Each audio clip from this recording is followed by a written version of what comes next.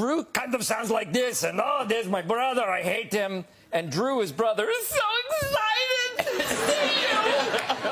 That's basically the thing. It's so tiring to do that for a day. But it's not your first kind of Middle European accent. Didn't you do one for an audition? Oh, I did an audition for the Dana Carvey show where I did a bit called The German Who Says Nice Things. So he would, so I don't know.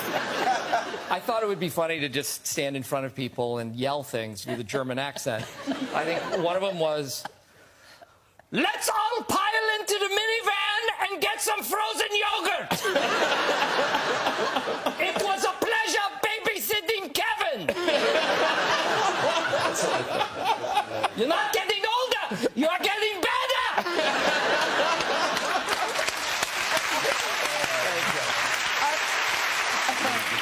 What's your name? Kate. Kate, lovely. And what's been the big event in your year, Kate?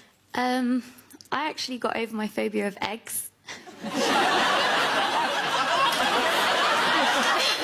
Were you working with a therapist? No, there was alcohol involved. So you got drunk and ate an egg? OK, let's go to the newsroom where Steve will report on Kate getting over her fear of eggs. Young woman named Kate is beautiful, and I am getting a divorce.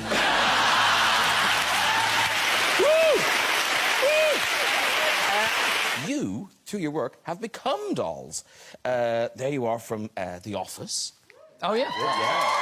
Lovely. Anchorman. I think you've heard about that, the glasses. There you are from Anchorman. That is a really good doll. Look at that. Rick killed the guy. Look at that. That's uncanny. That could be the doll. Yeah, you should probably leave town. Rick killed the That's guy. right. Rick killed a guy.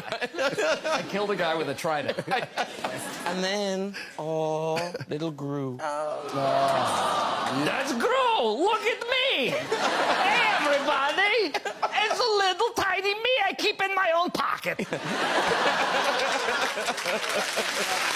obviously happily married now, Steve. But it sounds like the wooing of your wife was quite problematic. No, I didn't sweep her off her feet. She worked. I worked at a theater called Second City in Chicago, and she worked across the street and was taking classes there at the time. And she was actually one of my students in one of the classes I was teaching there. And she worked across the street, so after the shows, I used to go across and say hello and sit at the bar and try desperately to strike up a conversation. Yeah. And after months and months and months of doing this, I finally thought I had the courage to ask her out. And I said, you know, if I were to ever ask someone out, that person would probably be a person like you. I mean, it was this circuitous... And her response was, well, if a guy like you were to ask someone like me out, and it was just like, you could tell everyone around us was like, shut up and do it! You're making us sick! And finally, we ended up going out, and that was 23 years ago. Woohoo! Hey! Steve, you've had experience being knocked out, haven't you? Yes, yeah. I have. But not in a fight? No, I played ice hockey, and I was a goalie, and I got hit with a puck and was knocked out. We were up in Canada playing a team up there, and when you travel, you tend to stay at someone else's house, like the other goalie's family. I stayed with their family. So their family ran out onto the ice to see if I was okay. Said, Steve, what's my name? And I had no idea what his name was. That's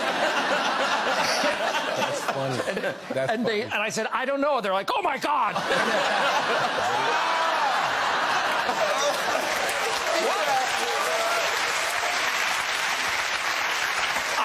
I see no problem with that. Are you about 20 years old there? Yeah. What was going on in your head? I wanted to look like Magnum P.I. I actually grew a mustache in high school because I played lacrosse and I thought it would make me look more threatening. Right.